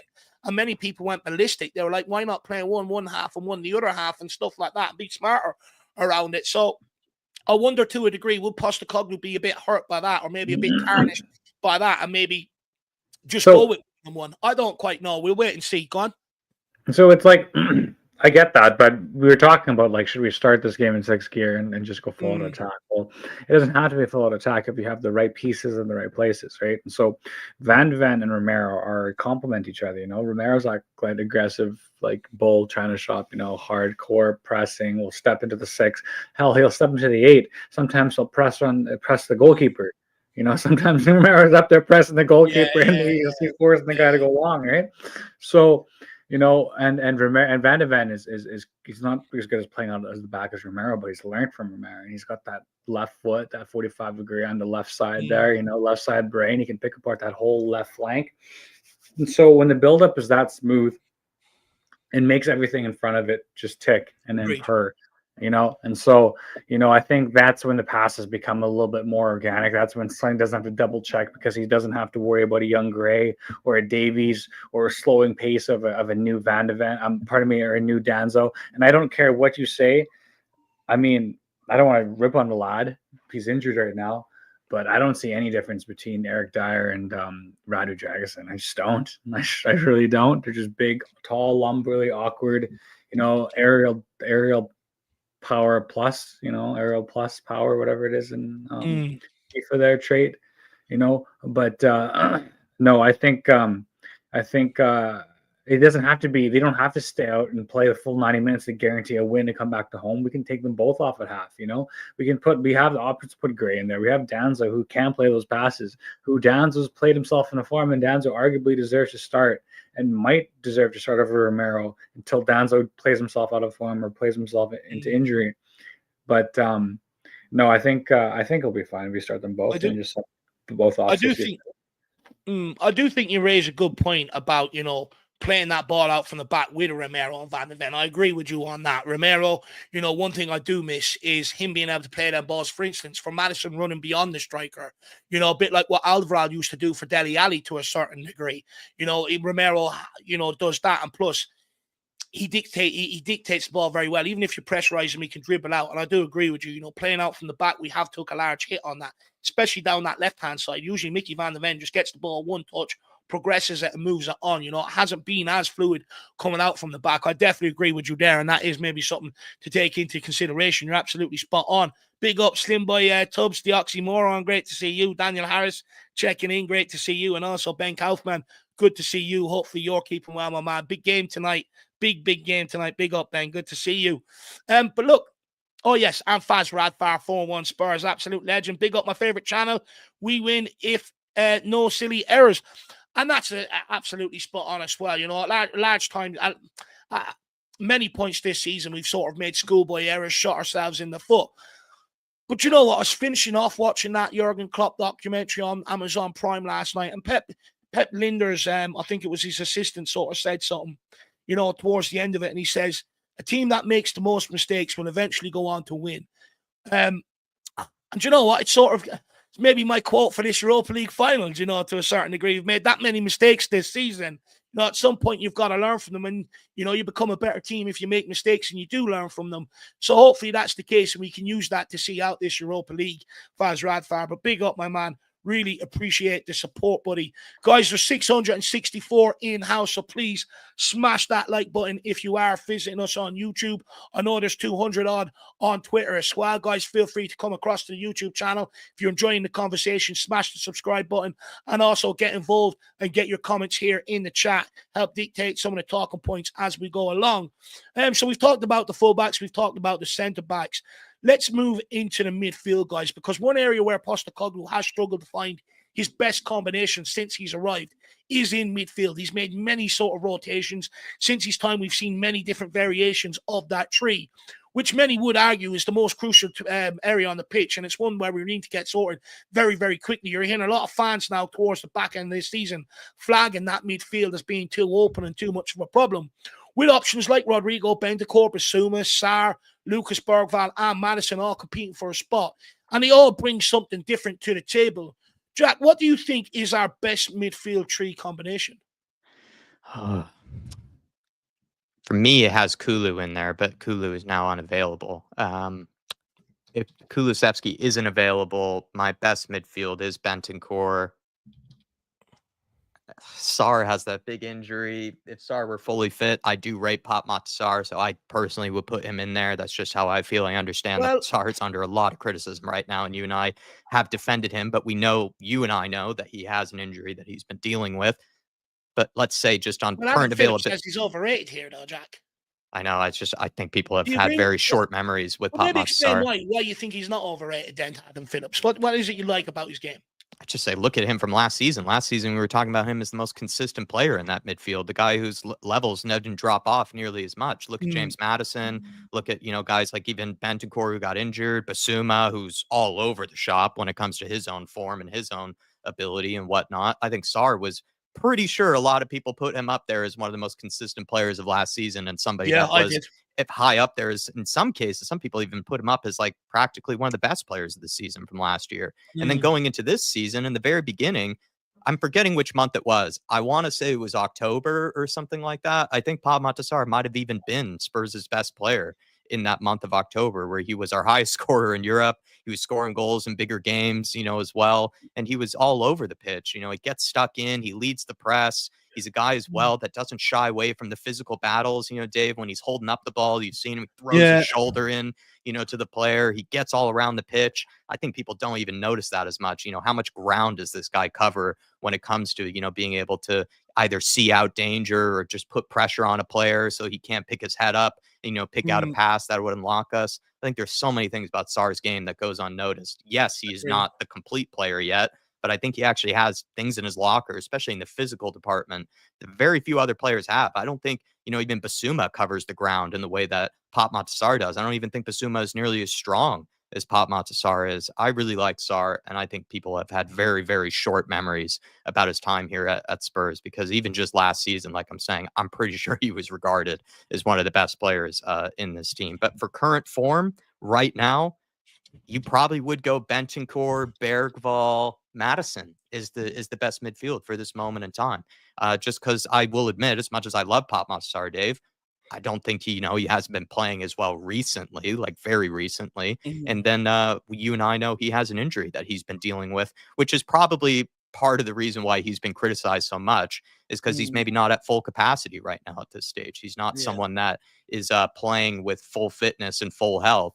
So you're going to see drop-offs, and you're going to see a guy maybe not playing as well as he technically could be. But right now, it's probably Madison, Bentancur, Bergvall in terms of availability and on recent form. A lot of people disagreeing with you on Pape Matar Sarr here in the comments, Jack. I sort of look at the big goals that he scored as well. That's the part I also don't understand. And also, even that one game where I believe it was against West Ham, he does have that ability to play a good ball in behind, or he can, go for a big switch of play. Look at that cross that he put in, I think, early on in that season as well, where he just whipped it across the box, with real fizz. I think Solanke, got onto the end of it. I just think Sarr is a player that has been his ability and his skills have been very quickly forgotten. Ben Kaufman says here, Sarr has not improved as a footballer, which is down to the coaching setup and being played mostly out of position. Aldante says Sarr's a jack of all trades, a master is none. A lot of people sort of think that Sarr is maybe a little bit overhyped. Paul Connor says Jack will get the Sarr might be all over the pitch, but he is a good player. But we have to stop saying these players are great, good 1 month, rubbish the next. Not one player being consistent, in my opinion. Look, I do think we'll be told a bit more about Pape Matar Sarr maybe come the summer. We'll get a lot of stories coming out in the summer about the injury crisis, medical team and stuff like that. But I feel like Pape Matar Sarr is one that's maybe playing or is maybe carrying a bit of an injury for quite some time. Look, I get, recent performances haven't been great, but if he is being carrying a knock like I suspect, then I can understand it to a certain degree. But I do think many people forget what Pape Matar Sarr does bring to this midfield. Last year, he's one of our most important, like Jack said, if not most important midfield player. One thing he does do is he gets ball up behind them forward players and he turns ball over. He gets on the press. He gets legs around that midfield. He's a winning runner, which maybe some of them midfielders, other people aren't. He's a real workhorse in there. And every midfield needs a player like Pape Matar Sarr who is unselfish, who has no ego and just wants to get around and help the team. And I think Pape Matar Sarr is one of our only midfielders in there that is that sort of player. Don't get me wrong. Could he improve on the ball and, bring a lot more and maybe develop his game? Of course he can. He's only 22, 23 years of age. There's still a lot more in him. But I have seen glimpses of Pape Matar Sarr's game that if he can bring them all together, I do think we've got one hell of a midfielder. If we're talking about in possession, he has played some delicious long balls in behind for Sonny, in behind the fullbacks for down the right-hand side for other players. If you go back and look at some of the goals from last year, you'll see that, and he provides goals from midfield, which was a huge problem from Spurs fans fans when we had the likes of Højbjerg and players like that they weren't producing enough goals from midfield. So I do think he ticks a lot of boxes. However, I will concede, I do think, he needs to sort of now find it within himself to kick on to another level, bring all the elements that he does have to his game, bring them out a lot more consistently. But I think right now it's a good challenge. Bergwall has come to the form. Madison's coming back into form. Bentancur's back, which I think it lays down that challenge to Sarr. Now it's over to him again. Yeah. Are you going to kick on and improve again, or are you going to become stale? And I think, right now it's a good situation for Sarr to be in to a certain degree. Just to add quickly, I'm just curious, if people feel this way about Pop Sarr, that's fine. I just don't remember the same energy being shown towards Harry Winks, Oliver Skip, players like that. If we're talking about guys that, didn't improve, in a season, like, come on now. Like, I think the same energy then should have been showed to the Eric Dyers of the world. In a way, I know Ben Davies has had a great season this year, but the Ben Davises of the world, the Harry Winks of the world, the Skips of the world, players that were well beneath his level, and people week in, week out made excuses for them, to still stay in the team. Oh, we should give them another chance. Oh, they're not being used right. That type of thing. Just saying, what are we doing the there? same Because energy should have been shown to them. If it was up to me, Harry Winks would still be wearing the 8, and he'd still have a nice little cow flick over, and we'd see him at the Tottenham Hotspur Stadium, man. Like, I mean, I just it has nothing to do with that. It's the Sarr. For me, the best three is Madison, Bentancur, and Bissouma. Sarr for me is frustrating. With Bissouma, you really think so? Yeah, I think Bissouma is it's kind of like that analogy we used earlier with the two fullbacks, where it's like what you're going to get out of those two, and then you're going to kind of affect it later on. Where it's like, I know what I'm going to get from Bissouma, where it's like, if you put him as a 6 by himself, he's not going to be able to break a play nearly as effectively as Bentancur. Bentancur's a destroyer. I mean, when Bentancur's on form, Bentancur can play the 6 by himself, and he can play 2 10s, and he plays amazingly. But if Bissouma plays as almost like a double pivot, almost like we had back in the day with Wanyama and Dembele, and then you have Bissouma playing that destroyer role, almost lax, and then Bentancur kind of like picking up the loose pieces in behind. That's a very solid midfield. It's robust, and that's what you need at home against AZ, because they're gonna be up for it. They're gonna have the flares out. They're gonna have the tifos out. This is their big knockout game, right? This is probably as far as their European journey goes. So where Sarr, he's a wild card, man. He's just he might be defensively as solid as Bissouma. That is yet to be told. He's got legs that cover every single blade of grass in the midfield. I give him that. He's a workhorse, and we do look like a less of an outfit without him. But this season, he might be coming out with an injury. Dave might be onto something there, where something's coming out in the offseason. We don't know what's going on to the offseason, right? But for me this season, yeah, he had a nice goal against Manchester City, and people have a lot of short memories with that. But it's just really frustrating watching the ball barrel off him, taking a second touch. Yeah, he fights for it in the air, and he's a tall lad. He's starting to grow into his frame, but I think that position could use upgrading. But we can't throw him out. I'm not saying sell the lad or anything. I just this season for me, I just expected Bissouma to really kick on, and I know that might not be a realistic expectation for a young footballer. But I really expected him to like push on to the next leap and bounds, like we saw with the Dele Alli, where it's like he had a really good season, then he had a great season, then he had like a world-class season. And so we had Bissouma, we had an okay season under Conte. We had a couple glimpses at the away. Never had a good season under Conte. Well, we saw the glimpse of him away at the San Siro, and like, okay, there's a player here. Like, there's a player here. There's someone that can actually play football. And then the next season, sorry. And then the next season, it's like, oh, okay. Sarr is starting most games, and he's a regular contributor, and then he gets his first club goal, and it's like, okay, there's a player here. He's getting regular minutes. He's got a full like season under his belt of Premier League football. Now I really want you to kick off. And now it's just been so faltering, start injuries, this, and so it's like, I guess what I'm trying to say is that I wanted him to be more than an average midfielder in the Premier League, because if I wanted that, I just got a Will Hughes. When Watford went down, I would have gotten Will Hughes, right? I would have got something like that, right? Like Adam Wharton was available, right? Like players like that are like can change games in the middle of the park. Like that's kind of what I'm looking for. But not to be too harsh on the lad, he's still one of ours. But for me today, it's got to be Madison, Bentancur, and Bissouma starting. Interesting. No, look, for me, when it comes to Papa Sarr, I think, I'll be honest, I think it's been his first difficult season since he's arrived at Tottenham Hotspur, and he has had injuries and that this season as well. And look, personally, I'm not ready to give up on Papa Massar. It's his first difficult period that he's had at Tottenham Hotspur. I do agree, at times it's been frustrating, but I have seen enough of Papa Massar's all-round game to know if he pulls all them elements together, he can really kick on as a player. In terms of Basuma, look, for me, Postecoglou was asked a question in the press conference about Basuma using the days off to go skiing. Which, first of all, is a very dangerous a very dangerous thing to do when you're any sort of athlete, because the risk of Ask Manuel Neuer. Exactly. Manuel Neuer broke his leg, right? And I think it's even especially fucking dumb to do when we've had the injury crisis we've had, when we've also got European game coming up. I think it's an absolutely really dumb thing to do from Basuma. And to be quite frank, it shows to me that he's not here for the benefit of this football team. He's just a good time Charlie that plays football but enjoys the life that comes with it. Now, people are going to say, Dave, that's harsh. He's a footballer. He's able to live his life. Fine. But that's why he doesn't win anything, and that's why he wins nothing. So if he wants to adopt that attitude, be my guest. He'll be the one sitting there at the end of his career, not with any trophies to his name, with the talent that he's possesses, is an absolute crime. For me, that time should have been used to put yourself in the best possible shape to win something between now and the end of the season, to really kick on. Mm-hmm. And I think, again, it's another opportunity that Basuma's had where he sort of misread the room.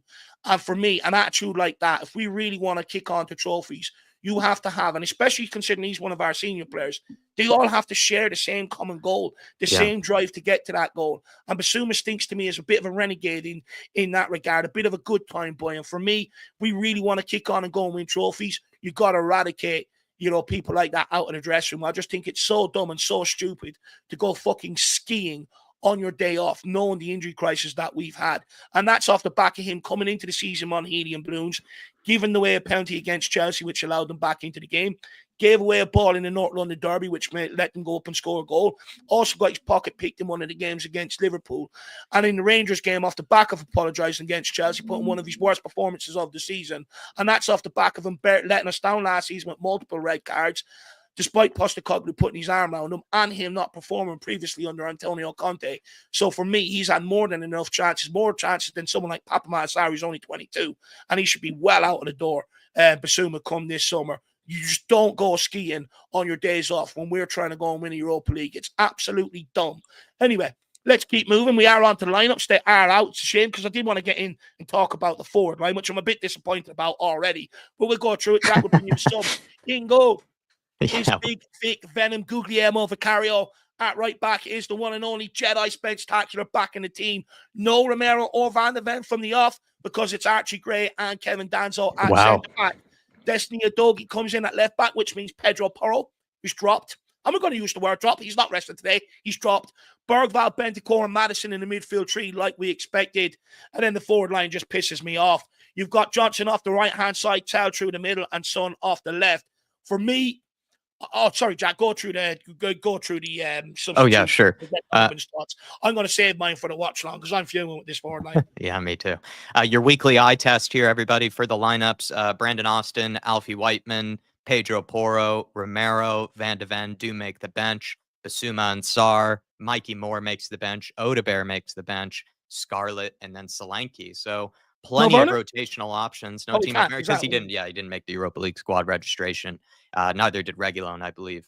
But it's a lot of the players that we might have expected that would have featured, I guess, haven't really. There isn't any real returnees that I can think of, in this team, right? Unless I'm mistaken. Udogie might be the more recent kind of return, in terms of injuries, but we kind of knew that he was available for a while now. So big call by Ange. He's decided, I guess, to, maybe preserve, some of these players. It's also maybe a surprise that, Odebear maybe hasn't been given a chance because I thought he actually played quite well in the last game, but, maybe he is seen as more of an option off the bench. We'll find out.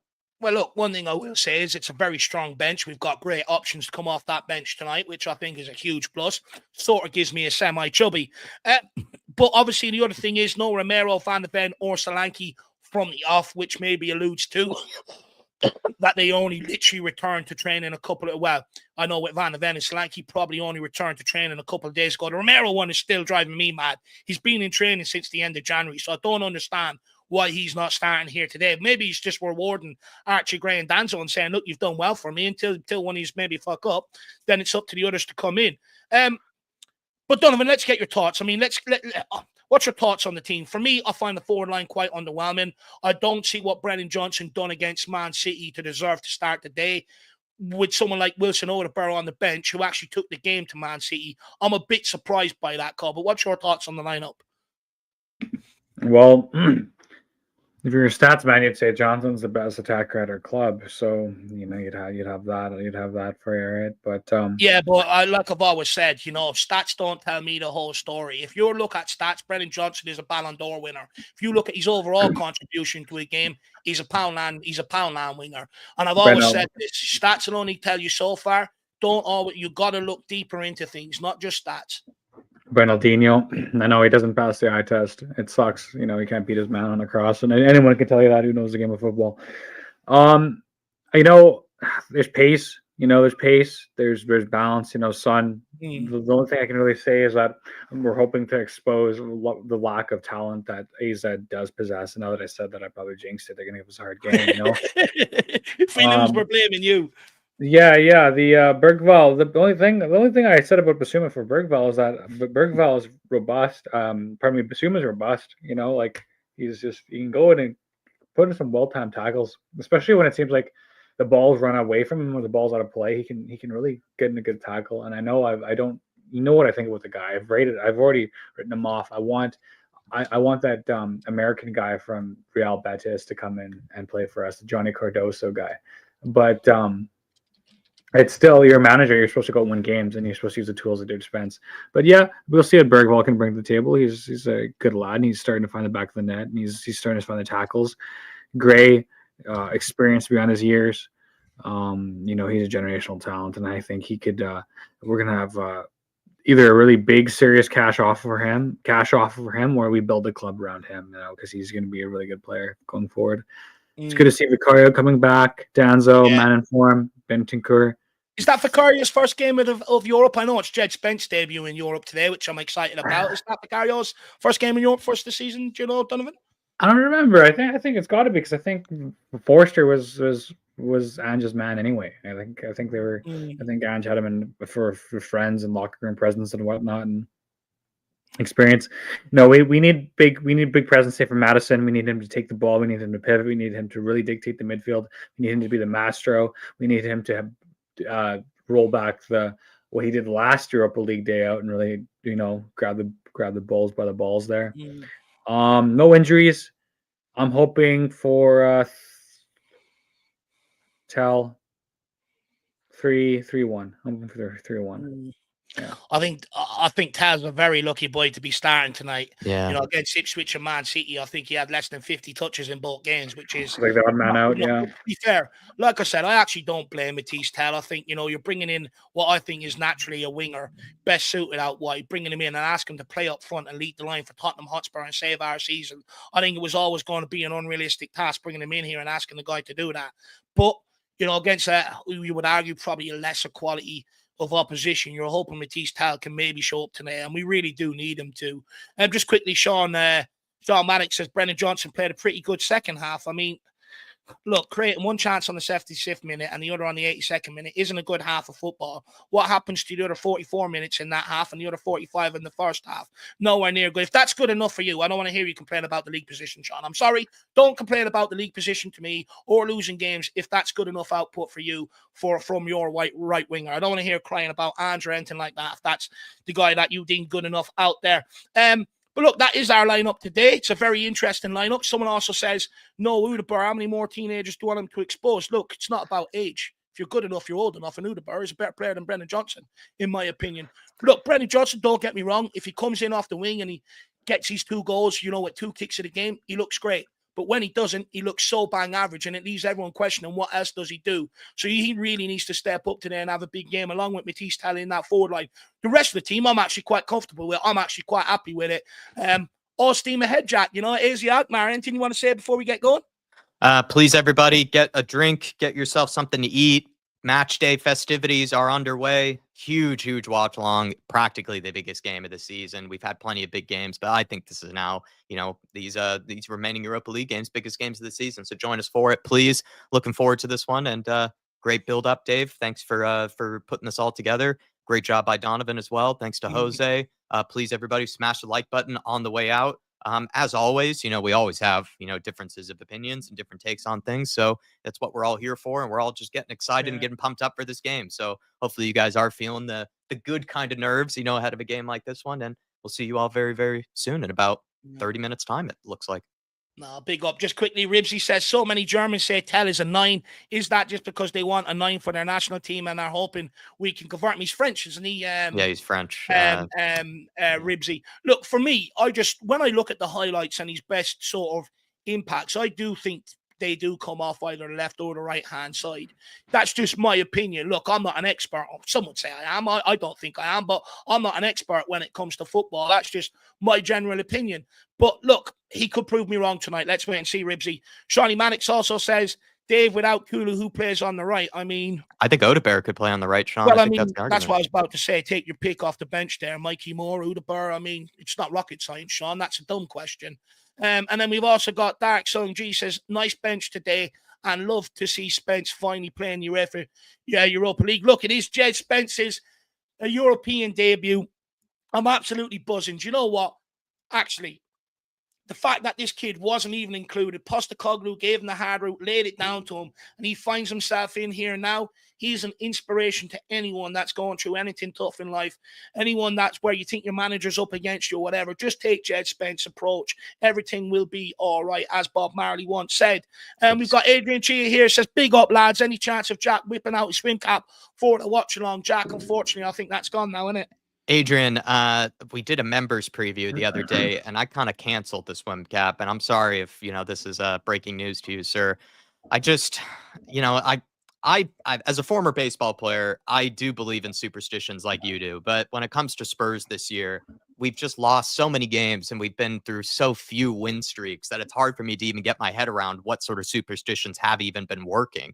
The swim cap worked for like a game, and then we ended up losing to Man City. So now I'm not sure if I believe in the swim cap anymore. So what I'm going to do here is I'm going to go just normal, kind of just black, tracksuit top that Drew very generously gave me.